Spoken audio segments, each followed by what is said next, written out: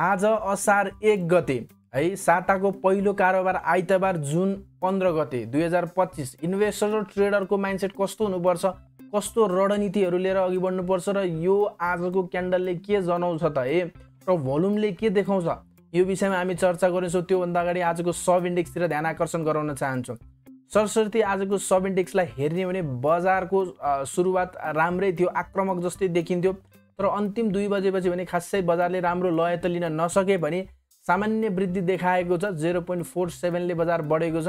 2655.85 मा आएर बजार टुङ्गेको हामी देख्न सक्छौँ। कारोबारको कुरा गऱ्यो भने 11 अर्बको कारोबार भएको छ। एकदमै उल्लेखनीय रूपमा कारोबार बढिरहेको अवस्थामा सबैभन्दा धेरै योगदान दिने कुन छ त? डेभलपमेन्ट ब्याङ्क सामान्य देखियो योगदान दिनमा। हाइड्रो पावर तपाईँको म्यानुफ्याक्चरिङले अलिकति राम्रो मुभ देखाएछ। ट्रेडिङ इन्डेक्सले राम्रो मुभ देखाएछ भने ब्याङ्किङ ढलेको छ, फाइनेन्स ढलेको छ, होटल ढल्या देखियो, इन्भेस्टमेन्ट, लाइफ इन्सुरेन्स, त्यहाँबाट गएर माइक्रो फाइनेन्स है, ओभरअली अदर इन्डेक्स यिनीहरूमा चाहिँ अलिकति गिरावट नै देखिरहेको अवस्था चाहिँ छ। पछिल्लो अवस्थालाई हेर्ने हो भने 90वटा कम्पनी एडभान्समा रहन सक्यो र 100 लगभग 57वटा कम्पनी चाहिँ डिक्लाइनमा देखिरहेको अवस्थामा टप गेनरमा जिआरडिबिएल देखिरहेको अवस्था छ। प्योर इनर्जी, सिएचएल, वरुण र युएनएचपिएल देखिरहेको अवस्थामा आज हामी सिएचएलको वरुणको पनि एनालाइसिस गर्ने कोसिस गर्नेछौँ र डिक्लाइनमा तपाईँको एनएसडिएल देखिरहेको अवस्था छ, एमएसएचएल देखिरहेको अवस्था छ, केएसवाई, डोल्टी र जिएलबिएसएल नै देखिरहेको अवस्था छ। भनेपछि 308वटा स्क्रिपहरूको ट्रान्जेक्सन भएको हामीले देखियो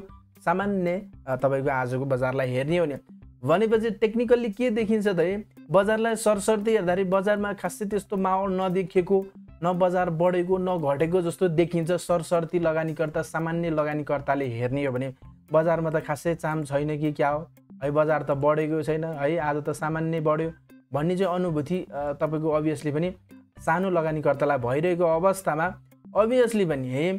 तर बजारलाई निहाल्ने हो भने, बजारलाई एकदमै गहिरो रूपमा सूक्ष्म रूपमा निहाल्ने हो भने बजारको एउटा मात्रै राम्रो पक्ष, सबभन्दा उत्कृष्ट पक्ष भनेको भोल्युम बढिरहेको अवस्था छ। भोल्युम बढिरहेको अवस्था हामी देख्न सक्छौँ। विगतमा पनि यो रेन्जमा हेर्नुहोस् बजारको त्यस्तो कुनै चमक थिएन, तर सामान्य नर्मल भोल्युम भन्दा चाहिँ एकदमै यो जुन यो नर्मल भोल्युम छ योभन्दा चाहिँ एकदमै एग्रेसिभ भोल्युमहरू पछिल्लो अवस्थामा यो सिनारियोमा नै आइरहेको अवस्था थियो है। भनेपछि सबैभन्दा बजारमा ठुलो भूमिका रोल भनेको भोल्युमले गर्छ, कारोबारले गर्छ, त्यो कुरा बुझ्न सक्छौँ। यहाँनिर त्यस्तो केही पनि नदेखिएको अवस्था थियो, तर देख्न सक्छौँ भोल्युम बढेको हो। यसरी नै तपाईँको बजारले चाहिँ स्विच मोमेन्टम लिनेवालामा छ जस्तो देखिरहेको अवस्था छ। पछिल्लो अवस्थाको बजारको भोल्युमको सिनारियोलाई हेर्ने हो भनेपछि बजारप्रति आशावादी हुनुपर्ने धेरै कुराहरू छ र हामीलाई हाम्रो सपोर्ट र रेजिस्टेन्स के हो भन्ने कुरा पनि पछिल्लो अवस्थामा थाहा नै भइसकेको अवस्था छ।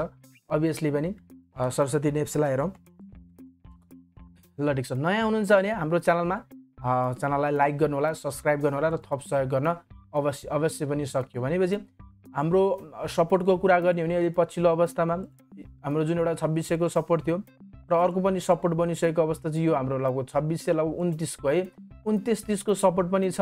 यो हाम्रो 3टा सपोर्ट भइसकेको अवस्था र अर्को सपोर्ट भनेको यहाँ भन्छ कि सपोर्ट धेरै भएको छ है। 3टा स्ट्रङ सपोर्ट, यो पनि सपोर्ट, यो पनि सपोर्ट, यो पनि छ भनेपछि पटक सपोर्ट हाम्रो 3टा स्ट्रङ सपोर्टहरू भइसकेको अवस्था छ। यो कुरा चाहिँ हामीले बुझ्नु पर्यो। 2600, अर्को तपाईँको 2630 को है, र हाम्रो रेजिस्टेन्स पनि माथि लगभग हेर्ने हो भने एउटा रेजिस्टेन्स हामीले लगभग 2740 को हेर्न सक्छौँ। अर्को रेजिस्टेन्स त्यसकै हाई पोइन्ट न्युजको कारणले बनेको पनि हाम्रो रेजिस्टेन्स बन्न पुग्यो। अभियसली यिनीहरू चाहिँ हाम्रो म्यासिभ रेजिस्टेन्सको कुरा गरेर चाहिँ यिनीहरू चाहिँ हाम्रो रेजिस्टेन्स बन्न पुग्यो। ठिक छ, 2770 तपाईँको 2700 लगभग 40 को हाम्रो रेजिस्टेन्स भइसकेपछि अब यो दुईटा सपोर्ट र रेजिस्टेन्सको करिडोरमा चाहिँ बजार खेलि नै रहेको छ। यो बिचको करिडोरमा खेल्दाखेरि हामीले के बुझ्नु पर्यो? बजार साइडवेज र एकुमुलेसनमा छ। किन्नेलाई किन्ने मौका र बेच्नेलाई बेच्ने मौका बजारले दिनै रहेको अवस्था छ। यो सिनारीमा भनेपछि यो सिनारीमा चाहिँ एकुमुलेसन चल्छ, भयङ्कर एकुमुलेसन यदि चल्छ विथ ग्रेट भोल्युम है भने बजार सकारात्मक छ भनेर बुझ्नु पर्यो। अरू यो जुन एउटा भोल्युमहरू हरियो बन्छ, ग्रिन बन्छ भने पनि बजारमा चाहिँ बाइङ इन्ट्याक्ट छ, बाइङ एग्रेसन छ भन्ने कुरा बुझ्छौँ। र तपाईँको यो जुन हामीले मुभिङ एभरेज भन्दा माथि यदि भोल्युम आउँछ र हरियो ग्रिन खालको चाहिँ यस्तो भोल्युमहरू देखिन्छ भने बजारले चाहिँ अब नयाँ मोमेन्टम लिन लागिरहेछ, बजार वृद्धि हुन लागिरहेछ भन्ने कुरा देखाउँछ। यति कुरा चाहिँ भोल्युम एनालाइसिस गरेर हामीले बुझ्न सक्छौँ र सामान्यतया नर्मल लगानीकर्ताले यति कुरा चाहिँ हेरेरै बुझ्न नि सक्छन्। भनेपछि अरू इन्डिकेटरहरूले चाहिँ के भन्छ त? मेन कुरो सुपर ट्रेन्ड हेर्ने भने सुपर ट्रेन्डको 2705 है, जुन हाम्रो एउटा मेजर रेजिस्टेन्सै भन्न सकिएको हिसाबले यो सुपर ट्रेन्डलाई भ्यालिड गर्न सकिरहेको अवस्था छैन है। योभन्दा 2700 भन्दा माथि बस्न सकेको छैन।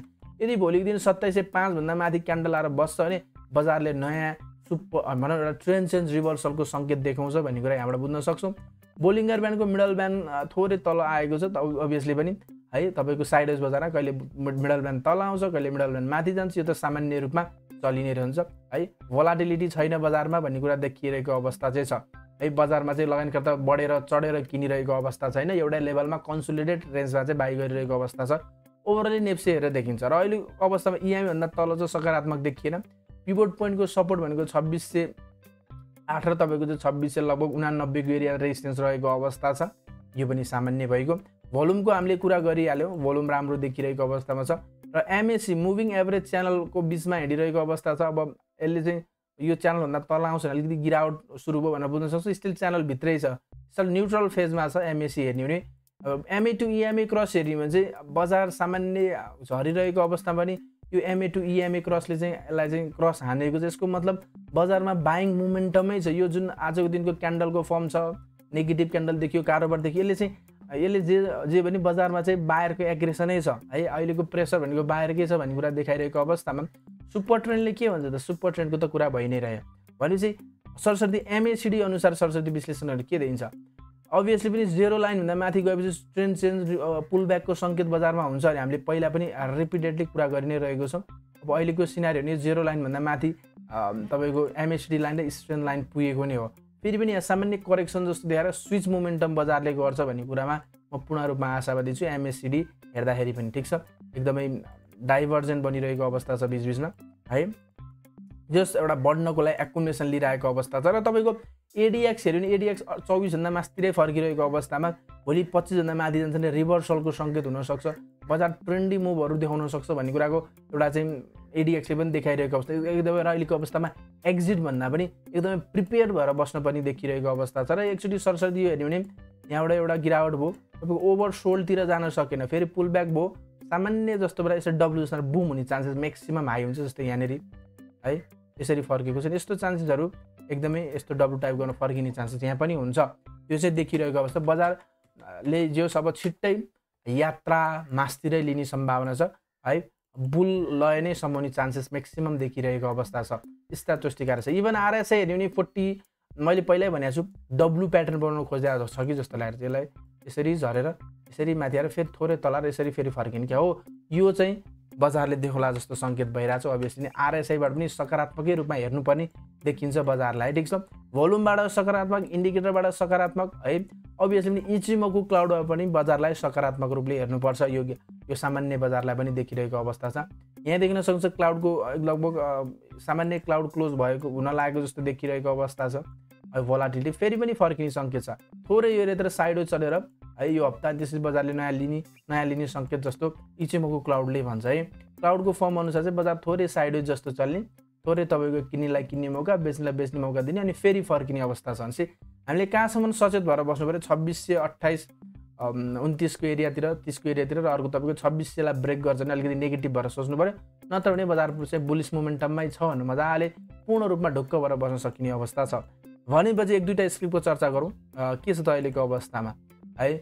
सिएचएलको अवस्था के छ त सरस्वती टेक्निकली के छ। पछिल्लो अवस्थामा हाइड्रो पावरको हाई क्यापहरूले एकदमै राम्रो प्ले गर्न खोजिरहेको अवस्था छ, राम्रो मोमेन्टम देखाउन खोजिरहेको अवस्थामा सिएचएल पनि एकदमै सुपर ट्रेन्डी मुभ देखाइरहेको अवस्था छ। च्याङदीलाई हेर्ने भने ठिकै छ, हरेक इन्डिकेटर पोजिटिभ भइसकेको अवस्था छ है। हामीले एउटा डिमान्ड जोन पनि लाइभ सेसनमै ड्र गरेको थियो, एउटा पटक रिभर्स पुल ब्याक भएको एरिया, यो पनि पुल ब्याक भएको एरिया, यो पनि पुल ब्याकको एरिया देख्न सक्यो, यो पनि पुल ब्याकको एरिया। पछि पटक हेर्नुहोस् भने त्यही एरियाबाट यसपालि पनि फर्केको, यो पनि पुल ब्याक हेरेपछि this is the major demand zone. Demand जोनमा के न के किताहरू किन्न सकिन्थ्यो विथ रेजिस्टेन्ससम्मको मुभ खानको लागि, यहाँसम्मको एउटा मुभ खानको लागि, ठिक छ। अब अहिलेको अवस्थामा ठिकै छ, राम्रो मोमेन्टम, राम्रो पोजिटिभ मुभमेन्ट गरेको अवस्था छ। अब जस राम्रै यात्रा देखिन्छ, रेजिस्टेन्ससम्मको मुभ खानलाई रेडी भएर बस्दा हुन्छ। 350सम्मको यात्रा क्लियरली जान सक्ने पहिलो चरणमा देखिएको अवस्था छ। अब त्यो रेजिस्टेन्समा कस्तो रियाक्ट गर्छ त बिस्तारै हेर्दै गरौँला। अहिलेको अवस्था एमएसिडी, इएमए, एडिएक्स सबै सुपर ट्रेन्डी मुभमा देखिएको अवस्था छ। यो स्क्रिप्ट हेर्ने भनेपछि हाइड्रो पावर सकारात्मक देखियो। अर्को वरुणको के छ त सिनारियो हेरौँ त। वरुणलाई सरसर्ती हेर्दाखेरि ल ठिक छ, ल वरुणले पनि एउटा अग्रगामी रेजिस्टेन्स ब्रेक गरेको अवस्था छ, एडजस्टमेन्ट पछिको प्राइस रेन्जमा थियो, ठ्याक्क त्यो बेलामा सपोर्टको एरिया थियो, यो एरियातिर हाम्रो बेस्ट बाई हुन सक्थ्यो, त्यसपछि देख्न सक्छौँ पोजिटिभ मोमेन्टम लिएर मासतिर गइरहेको अवस्था वरुणमा हामी देख्न सक्छौँ। सरस्वती एमएसिडी पूर्ण रूपमा सकारात्मक छ, सुपर मुभमेन्टै देखिरहेको अवस्थामा एडिएक्स पनि भोलिको दिन 25 भन्दा माथि आउँछ अनि एउटा सुपर ट्रेन्डी मुभहरू सुरु भइहाल्छ। त्यही जब हाम्रो प्रतिरोधसम्मको हामीले एउटा टार्गेट राख्न सक्छौँ, त्यो भनेको 400 को एरिया, ठिक छ। प्रिभियसको एरियालाई हामीले कन्सिडर गर्ने भने लगभग अघिल्लो दिनको हाई भनेको लगभग यसलाई ब्रेक गरिसकेको अवस्था छ। अबको यात्रा सिधा क्लियरली है सरी तपाईँको 400 को एरियातिर है 405 420 जता पनि हुनसक्छ, 400 को वरिपरि आउने चान्सेस म्याक्सिमम यो स्क्रिप्टमा पनि देखिरहेको अवस्था छ। धेरै कुराहरू हेर्नुपर्छ जस्तो लाग्दैन, सुपर ट्रेन्डी मुभ यसलाई पनि भन्न सक्छौँ वरुणलाई पनि, ठिक छ। भनेपछि हाइड्रो पावरको स्क्रिप्टहरूले सकारात्मक प्ले गर्दैछ है, लगानी गर्नुभएको साथले स्टिल पनि वेट अब्जर्भेसन है, हरेक रेजिस्टेन्समा चाहिँ पार्सल एक्जिटहरू प्लान बनाउन सकिन्छ भन्ने कुरो गरि नै रहेको छ। ठिकै छ, आजलाई यति भन्न चाहन्छु। तपाईँहरूलाई मेरो विश्लेषण कस्तो लाग्छ? विश्लेषण मनपर्छ भने भिडियोलाई लाइक गर्नुहोला, सपोर्ट गर्नुहोला। फेरि पनि भोलिको दिनमा हामी आउने कोसिस गर्दा बिदा माग्न चाहन्छु। हस्त नमस्ते, टेक केयर।